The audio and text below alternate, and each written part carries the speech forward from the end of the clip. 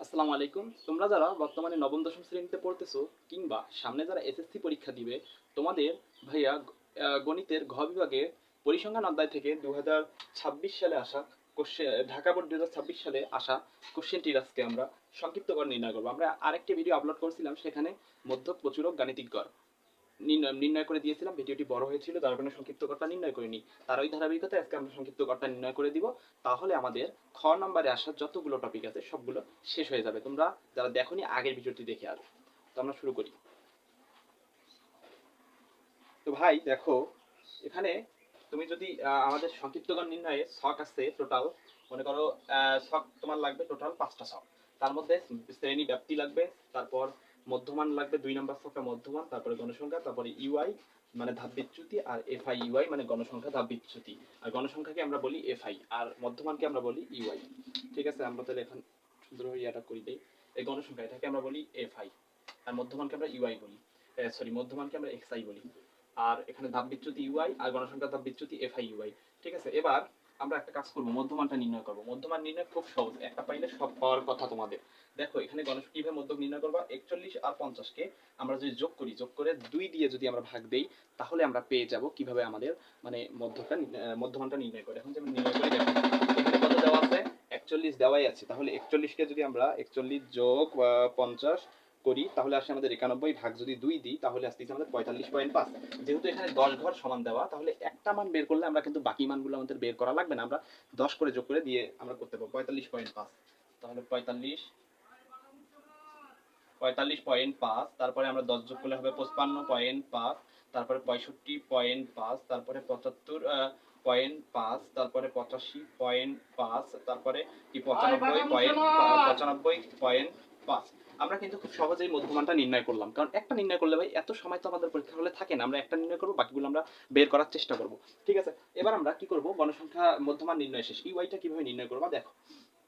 এখন তোমাদের এখানে গণসংখ্যা সব থেকে বড় কোনটা, গণসংখ্যা সব থেকে বড় যেটা, ওটা বরাবর তোমাকে শূন্য দিতে হবে। দিলা, শূন্য দেওয়ার পর তোমার কাজ উপরের গুলাকে -1 2 3 মাইনাস মান উপরের গুলায়, আর নিচের গুলাকে প্লাস মানে থাকবে।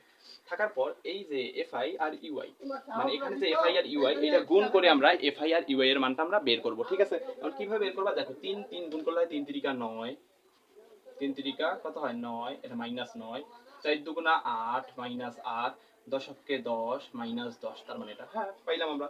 12 অক্ষে 12, 6 দুগুণা 12। এবার একটা কাজ করব আমরা, এই সাথে শূন্য শূন্যই থাকবে। এবার তোমার একটা কাজ করতে হবে, সেটা কাজ কি ভাই, উপরের গুলো আমরা যোগ করব। 10 আর 8 কত হয়, 10 আর 8 হয় 18, 10 আর 8 18, তার সাথে আমরা যদি যোগ করি 9, তাহলে হইতিছে আমাদের 18 যোগ 9, তাহলে আমাদের আসছে টোটাল কত 27, আর নিচে 12 12 24। তাহলে বড় সংখ্যা কোনটা, বড় সংখ্যা কিন্তু তোমার এই মাইনাস মানটা, এই উপরেরটা যোগ করবা, উপরের এই তিনটা যোগ করবা, নিচের এই নিচের গুলাম যোগ করবা, যোগ করে যেটা বড় হবে সেটাকে তুমি বিয়োগ দিবা। এখন আমাদের উপরে বের হইছে আমাদের 27, নিচে বের হলো আমাদের 24। 27 থেকে 24 বাদ দিলে হয় আমাদের 3। তাহলে বড় কোনটা, মাইনাস মানটা বড়, তাহলে -3। তাহলে অর্থাৎ এফআই ইউআই মাইনাস ইকুয়াল -3। তাহলে এফআই ইউ এর মান আমি কি পাইলাম ভাই, -3 কিন্তু পাইছি। -3 পাওয়ার পর এখন আমাদের একটা কাজ করতে হবে, গণসংখ্যাটা নির্ণয় করা লাগবে। এখানে গণসংখ্যা টোটাল কত আছে, 3 আছে, 4 আছে, 10 আছে, 15 আছে, 12 আছে। এখন আমি সবগুলো যোগ করি, তাহলে পাবো 3 যোগ, তারপরে 4 যোগ, তারপরে 10 যোগ, তারপর 15 যোগ, তারপর কত আছে 12 যোগ, তারপর 6। এবার সবগুলো যদি আমি যোগ করি তাহলে পাইতেছি 50। তাহলে গণসংখ্যা আমাদের n সমান সমান আমরা গণসংখ্যা কত পাইলাম 50। এবার আমাদের কি করা লাগবে, এখন আমাদের সূত্রটা বসা লাগবে। ভাই আমরা সূত্রটা কিভাবে বসাবো, আমরা জানি যে সংক্ষিপ্তকর নির্ণয়ের সূত্র আমরা এখানে লিখবো যে x x ড্যাশ, মানে এটা সংক্ষিপ্তকর a x dash a plus summation F I U I divided n গুণন h। আমরা কিন্তু জানি ভাই সূত্র এটা। এখন তোমাদের শেখাবো আমি কোন মানটা কোনটা। তোমার এই যে তোমার সংক্ষিপ্তকর নির্ণয় সূত্র a x dash a plus summation F I U I গুণন h ডিভাইডেড n, এইটা কিন্তু আমাদের সংক্ষিপ্তকর নির্ণয়ের সূত্র। তারপর আমরা এবার অঙ্কটা করব কিভাবে। এখন এর মান আমাদের একটা ছোট মিস্টেক, এখানে গণসংখ্যা সব থেকে বড় যেটা, ওই বরাবর যে মানটা থাকবে এইটা এর মান আমাদের। তোমরা এখানে এইটা কিন্তু বড় হাতের দিয়ে আমি বুঝাইলাম। গণসংখ্যা সব থেকে বড় যেটা, ওই বরাবর যে শ্রেণীবদ্ধ মানটা থাকবে ওইটা এর মান। তাহলে এই আমাদের কত 75.5, তাহলে 75.5টা আমরা এখানে বসাই দিলাম, দেওয়ার পর যোগ দিব। এবার সামেশন এফ আই ইউ এর মান -3, তাহলে এখানে আমি দেব -3। f(i) এর মান -3 আর n এর মান কত 50 n এর মান বের করছি আমি n মানে কি গণসংখ্যা আমি বের করছি 50 গুণন h এর মান কত ব্যবধান 10